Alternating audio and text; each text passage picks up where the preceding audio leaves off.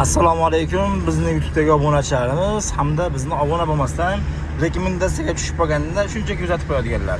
Hozirroq kanalimizga obuna bo'ling, chunki foydali videolarni o'tkazib yuborishingiz mumkin bo'ladi.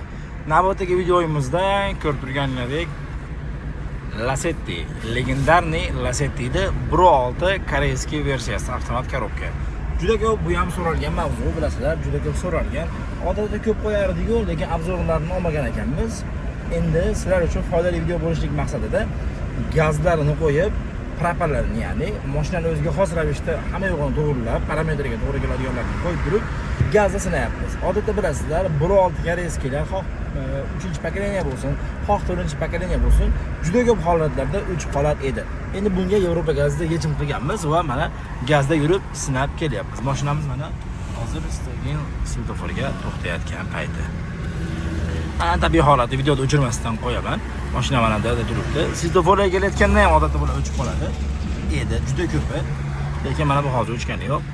Blokimiz Basigo 24/4 blok upravleniya Yevropa gazining eng ommalashgan bunaqa modellarga to'g'ri keladigan bloki hisoblanadi. Mana mashina hozir sinab 60 yaqinroq qilaman, 70, 80. Mashina go'zal holatda tortyapti. Avtomat bo'lishiga qaramasdan. Mashina qalay yurishi? Yaxshi. Qiynalmasdan yaxshi yuryaptimi? O'sha gap akada, mashinani o'ziga xos ravishda, parametriga mos ravishda hamma narsasini qo'yadigan bo'lsangiz va chiroyli to'g'ri nastroyga qiladigan bo'lsak, eslatib o'taman.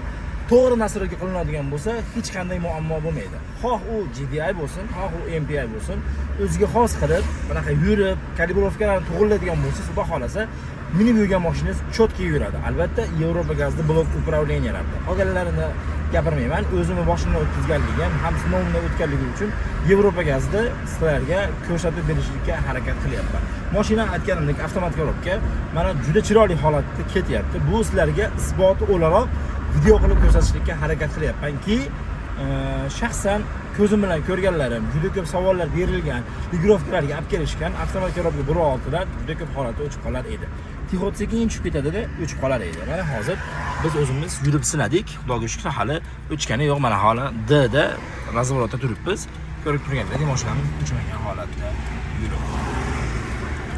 Buning uchun albatta Yevropa gazining Basigo 24/4 blok upravleniyasi va hamda italyanskiy reduktor, italyanskiy injektorlarini qo'ygandan keyin chiroyli kartalarni chizib, kalibrovkalarni to'g'rilab, kerak bo'lsa erinmasdan yurib to'g'rilanadigan bo'lsa, xudo xolasa, zo'r kilometrlari ham va chiroyli suratda siltimasdan, o'chmasdan yurib beradi degan umiddaman. Sizlar guvohliginglarda xudo xolasa bu mashinani sinab ham ulgurib bo'ldik. Shunaqa sifatli xizmatlar bo'yicha sizlarga Gazprom servisida doim tavsiya qilamiz. O'zimizning xizmatlarni, ya'ni. Chunki 1 yil kafolatimiz hamda 1 yil servis xizmatimiz bepul bo'ladi. Qo'yilgan zapchaslarimizni garantiyamiz ham 12 ta viloyatda amal qiladi. Har bitta Yevropa gazida o'zining rasmiy dilerlik markazlarida sizlarga servis xizmati ko'rsatadi. Albatta Yevropa gazida pulini qo'ydirganingizdan keyin. Sizning xizmatlar bo'yicha nomer qoldirib qo'yamiz. Bemalol aloqaga chiqib kelishinglar mumkin bo'ladi. Biz bo'lsa davom etdik.